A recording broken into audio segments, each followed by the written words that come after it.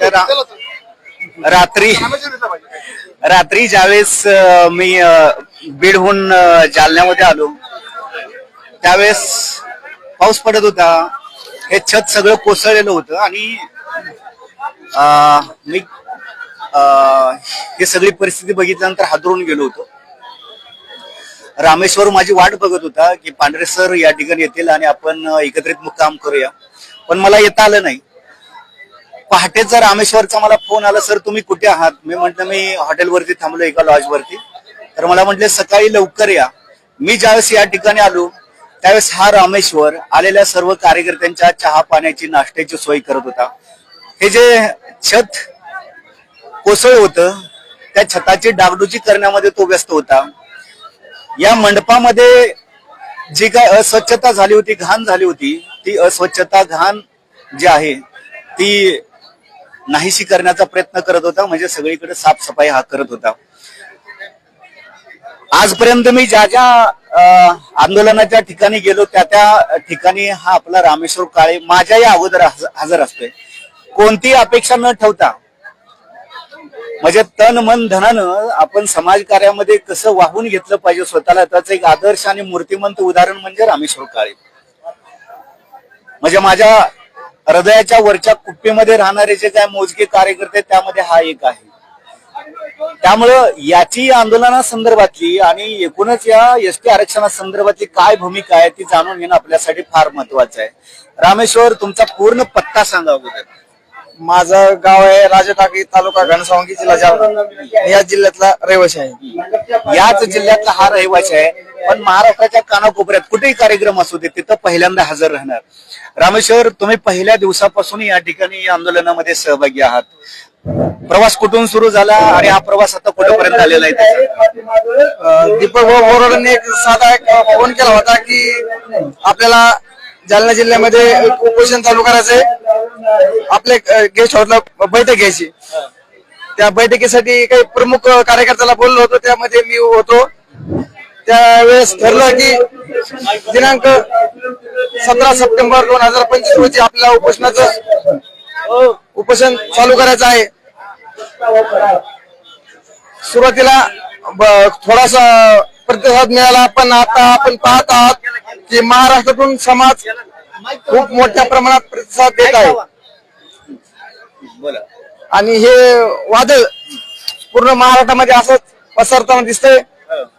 मला आता परभणी, माजलगाव, छत्रपती संभाजीनगर, अंबडून उद्या खूप मोठ्या संख्येने समाज बांधव या ठिकाणी उपस्थित राहणार आहे. माझ्या एक अंदाजानुसार हा जो आपला परिसर दिसतो या परिसरामध्ये कुठेच म्हणजे इतके पब्लिक बसणार नाही. खूप मोठ्या प्रमाणात समाज बांधव इथे उपस्थित राहणार आहे. दादा तुम्ही साफसफाई देखील केली, पडझड जी झाली होती त्याची डागडुजी करण्याचा प्रयत्न केला असेल. हो, आता आपण समाजाचा एक घटक म्हणल्यावर आपल्याला करावंच लागणार आहे.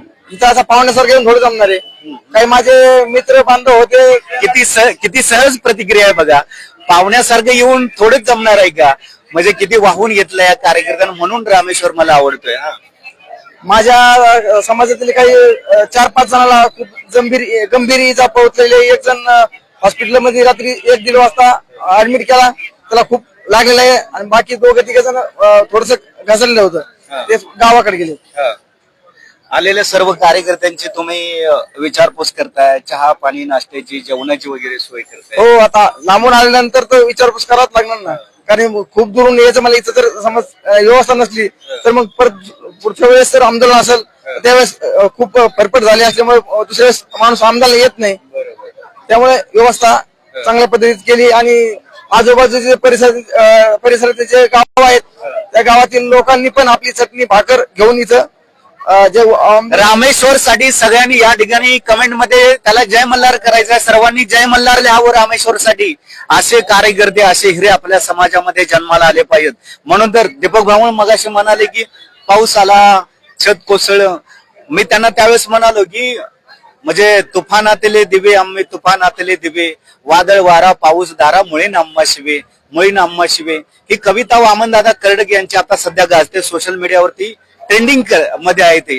आणि त्यामुळं मी दीपक भाऊंना म्हणालो की या वाऱ्याने विजणारी जात आमची ती नव्हे, अरे तुफानातले दिवे आम्ही तुफानातले दिवे. आपण हे म्युझिक वापरतो ट्रेंडिंग, मग त्यामध्ये थोडासा बदल करून मी या ठिकाणी दीपक भाऊंना सांगितलं, या वाऱ्याने विजणारी जात आमची ती नव्हे, तसं या पावसाने घाबरणारी, या पावसाने हादरणारी जात आमची ती नव्हे, अरे तुफानातले दिवे आम्ही तुफानातले दिवे. हा, मग तुम्ही आलेल्या सर्व कार्यकर्त्यांची जेवणाची सोय जी आहे ती कशा पद्धतीने करताय? गावागावातून या ठिकाणी मोठ्या प्रमाणावरती घरटी भाकरी गोळा केल्या जातात, काय सांगाल?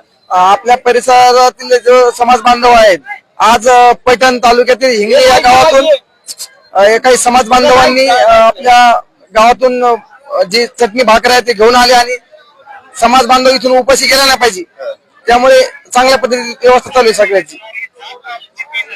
सरकारला माझी एक नम्र विनंती आहे की 2014 मध्ये तुम्हाला आम्ही सत्तेमध्ये बसवलंय, तीन वेळेस देवेंद्र फडणवीसजी मुख्यमंत्री झाले, पण तुम्हाला सत्तेवर बी आम्ही बसू शकतो आणि खाली खेचू शकतो, हे माझा सरकारला इशारा आहे. निश्चितच. तर हे होते माननीय रामेश्वर काळे सर, आपल्याशी बोलले, त्याबद्दल रामेश्वर काळे यांना सर्वांनी जय मल्हार करायचं.